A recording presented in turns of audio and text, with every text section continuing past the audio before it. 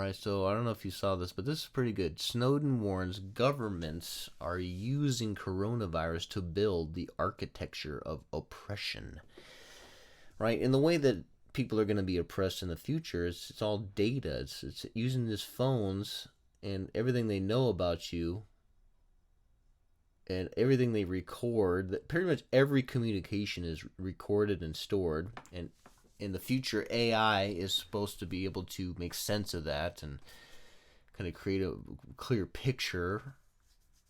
And how do you defeat that? How do you defeat that when somebody owns that kind of power and that kind of knowledge? And how do you in this population, there's just no way that this population could mount a real resistance, right? People are just not capable of defeating something like that, something that sophisticated and clever. And so they're using this virus to basically test run some of the ideas I'm sure they've probably had for a very long time. And even Mr. Snowden over here is telling you, like, look, these are not good people. These are not friendly, nice people who are your friend. Okay? And they have an incredible amount of power. And with this data that they have, and with their spying capabilities, there's no defeating that. They're going to run the world. Or at least going to run. Like, look at China. Look what they're doing in China with that social credit deal. They have 500 million cameras all over the country with facial recognition. I mean, think about that. There's already a country doing that. And you think American rulers and American tech leaders, whatever you want to call them, they would love to fucking be doing that. The American rulers would love, they're envious of China and the way they're able to basically do anything they want. They don't have to pretend with this bullshit democracy charade. They would love to do that. And they're going to use this coronavirus thing, and it's so brilliant. It's like, listen, for your own safety, just so you're not, you've heard about how people are dying, right? They're just drowning in their own loogies, just dying. You can't even get in to see as your mother dies. You're not even allowed in the hospital. Just, you know what I mean? These horror stories is really good at getting them to this. We need to do, the policeman is going to beat you with a stick if you're out on your front lawn for your own good, saving lives. We have to track your phone. We need all the passwords to everything that you have. We need all your data because we need to know who you've been in contact with, where you were, what you had for dinner, what color your shit was, for your own fucking good. Do you understand me? I need to know everything you ever fucking purchased since 2008. Fuck, for your own safety, I need to know. And we're not going to abuse it. Of course, after this is all over, we're going to dismantle all that stuff.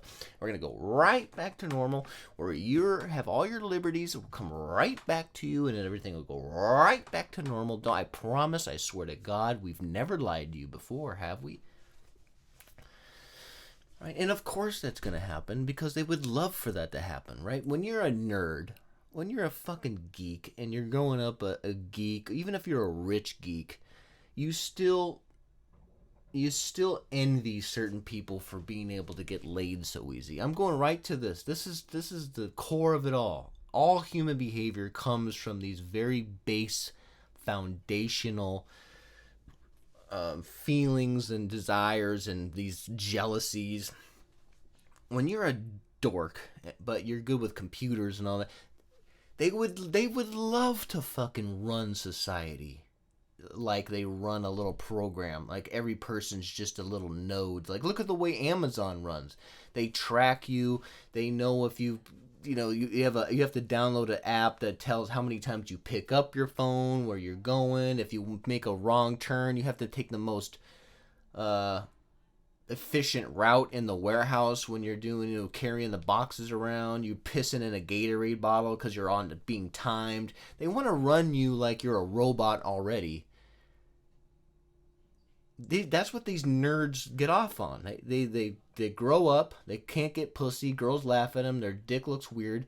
They grow up and they would love to take out their frustrations and their hatreds by basically turning society into their own little pet little ant farm where they have every person in there as like a little node in a system and they're running them like robots. They love that shit.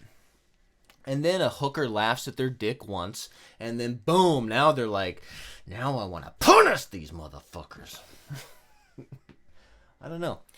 I don't know if that's all true. I have a feeling that it plays a big role in the psyche of these men. These men and some of these cold sociopathic women who are also right up there with them.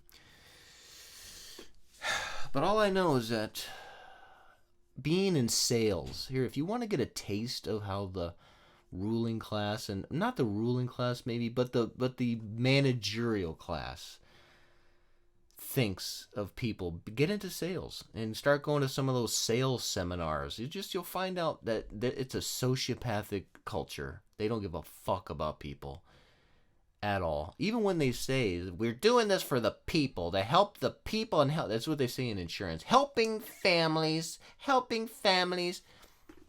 I don't give a fuck about families, and half of them know they're selling a product that when something does happen, the insurance company is going to do everything possible to get out of paying their benefit.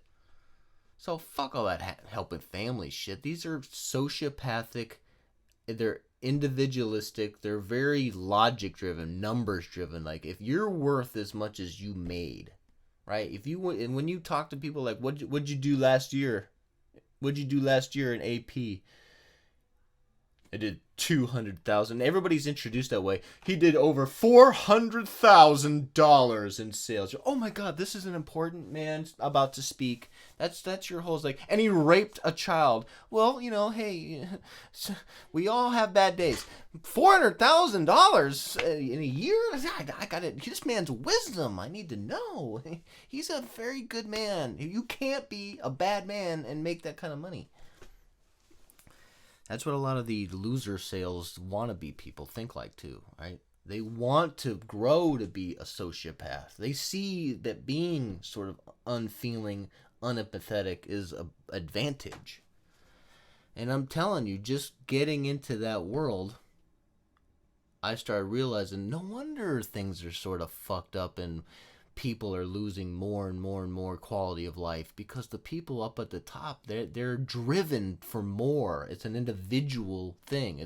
If every individual in that culture acts collectively in their own best interest, to their own identity, it services their own narcissism. If you get enough people doing that, well, then you're gonna have a fucking problem, which is what we have. I'd be there too. If I was good at selling insurance, I'd be the same thing. I would love to have been the guy on this stage talking about helping families and then showing pictures of my cars. But since I wasn't very good at it, I looked at it more critically. Right? I was like, I'm never going to get those cars. And isn't it stupid that we're all like a bunch of children? They just show us pictures of fucking cars. That's how they're motivating adult men and women. Like, wouldn't you love to have this shiny car for yourself? Think about what your loser poor friends would think when you showed up in that shiny car. And that shit works. It works. Anyway, back to this. Edward Snowden is basically warning us that not nice people have a tremendous amount of data and it's going to get abused. I'd say watch this video. And he's saying it is going to get abused because when people have the capability to abuse power, they always do it. Okay? And it goes right back to when they were 16 years old and a girl snickered at their uncircumcised dick. That was the defining moment for many men. And now you're giving them this ungodly amount of capability, and they're going to use it to get revenge on all the Vickies out there who laugh at dicks. Fuck them. Fuck everything that they touch. Fuck their world. Crush them. Make them slaves. And you know what? I can't. What? I don't know. That's the end of my thought. This is what we're dealing with. Okay, that's what we're dealing with. And we're gonna lose because these people really pay attention to what they're doing and we don't. Okay? If you're not getting your dick laughed at, you just don't understand. And I have a average sized dick, so I've had both. I've had women laugh at my dick, and I've had women be surprised at my dick and happy with my dick. So I understand what it's like, the feeling of acceptance when your dick is adequate for a woman. But I also understand the demoralization and the rage when, you know, someone snickers at your dick.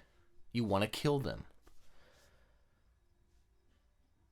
When I said Snickers at my dick, I thought of the candy bar Snickers. Like she threw a fun-sized Snicker at my dick.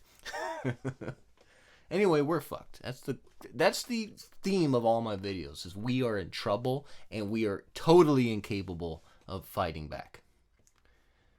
All right?